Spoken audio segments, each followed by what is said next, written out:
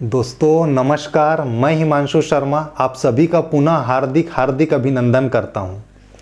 आज हम बात करेंगे फॉरेन में परमानेंट सेटलमेंट कैसे देखा जाता है। कुंडली के माध्यम से फॉरेन में परमानेंट सेटलमेंट कैसे देखा जाता है। पिछले कार्यक्रम में हम बात किए थे कि फॉरेन ट्रेवल कैसे होता है। कुंडली देखकर हम यह कैसे जानें कि किसी व्यक्ति का फॉरेन ट्रेवल होगा या नहीं होगा। आज हम बात करेंगे कि फॉरेन में परमानेंट सेटलमेंट कैसे होना चाहिए। कुंडली देखकर हम यह कैसे आइडेंटिफाई करें कि किसी व्यक्ति का फॉरेन में परमानेंट सेटलमेंट हो पाएगा, हाँ या नहीं। चलिए फिर आज का कार्यक्रम प्रारंभ करते हैं। सबसे पहली बात हम यह देखे थे कि 12वां जो भाव होता है वह हमारे विदेश गमन को दिखाता है, फॉरेन ट्रेवल को दिखाता है। और पहला जो भाव होता है यह हमें दिखाता है, पहला भाव हमें दिखाता है और 12वां भाव हमारे विदेश गमन को दिखाता है, फॉरेन ट्रेवल को दिखाता है। तो जब कभी भी लग्न का स्वामी द्वादश भाव में बैठ जाए, जब कभी भी लग्न का स्वामी द्वादश भाव में बैठ जाए और द्वादश भाव का स्वामी लग्न में आकर बैठ जाए तो वैसा व्यक्ति फॉरेन में परमानेंट सेटलमेंट हो सकता है। कुछ ऐसे लोग होते हैं जो विदेश जाते तो हैं लेकिन 2-4 साल के बाद, 5 साल के बाद, 10 साल के बाद भी कुछ लोग वहां सेट नहीं हो पाते हैं और उन्हें वापस आना पड़ता है। लेकिन यदि लग्नेश जाकर 12वें भाव में बैठ जाए और 12वें भाव का स्वामी आकर लग्न में बैठ जाए, ऐसे लोगों का परमानेंट फॉरेन सेटलमेंट हो सकता है। दूसरी बात, दूसरा भाव जो है यह हमारे कुटुंब को दिखाता है, हमारे घर को दिखाता है, हमारे परिवार को दिखाता है। तो जब कभी भी दूसरे भाव का स्वामी द्वादश भाव में बैठ जाए, जब कभी भी दूसरे भाव का स्वामी द्वादश भाव में बैठ जाए और द्वादश भाव का स्वामी आकर दूसरे भाव में बैठ जाए तो फिर भी ऐसे लोगों का फॉरेन सेटलमेंट हो जाता है। नंबर 3, चौथा भाव हमारे मातृभूमि को दिखाता है।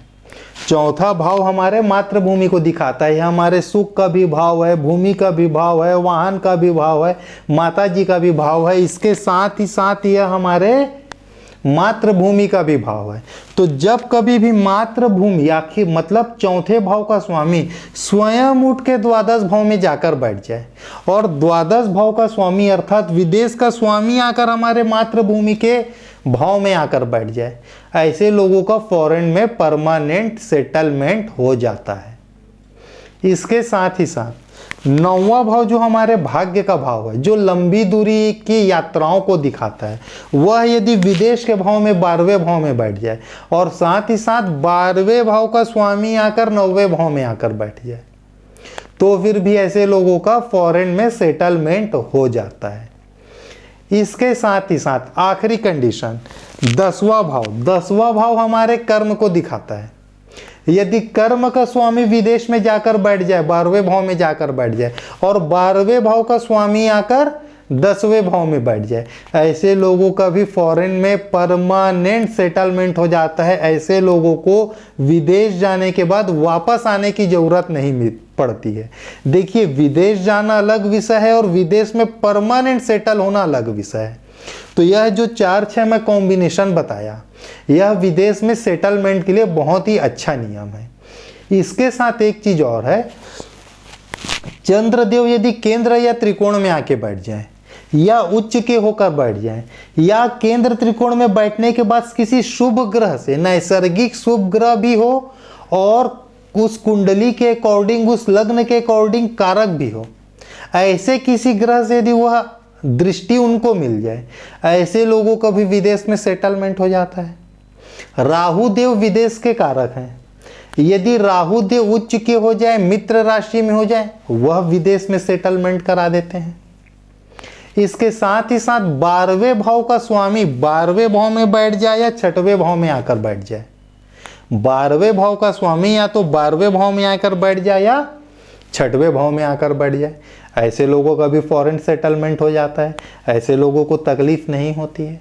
अच्छा, वैसे कौन लोग होते हैं जो फॉरेन तो जाते हैं लेकिन सामान्यतः भरपूर प्रयास करने के बाद भी वहाँ सेट नहीं हो पाते और उन्हें वापस अपने देश आना होता है।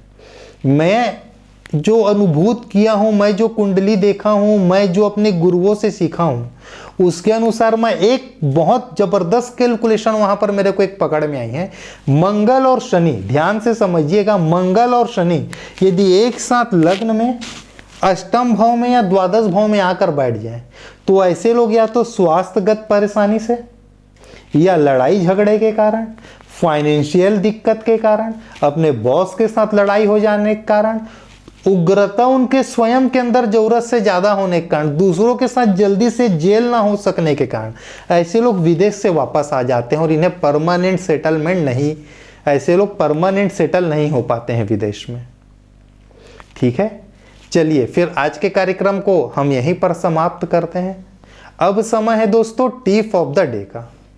यदि पति पत्नी के बीच में बहुत अच्छा संबंध ना हो, बार बार लड़ाई झगड़े होते हो, ऐसी स्थिति में आप रोज रात को एक कपूर की डलिया, एक छोटी सी कपूर का टुकड़ा मिट्टी के दिए में रख लें और रोज उसे आप अपने बेडरूम में जलाया करें रात को सोने के पहले।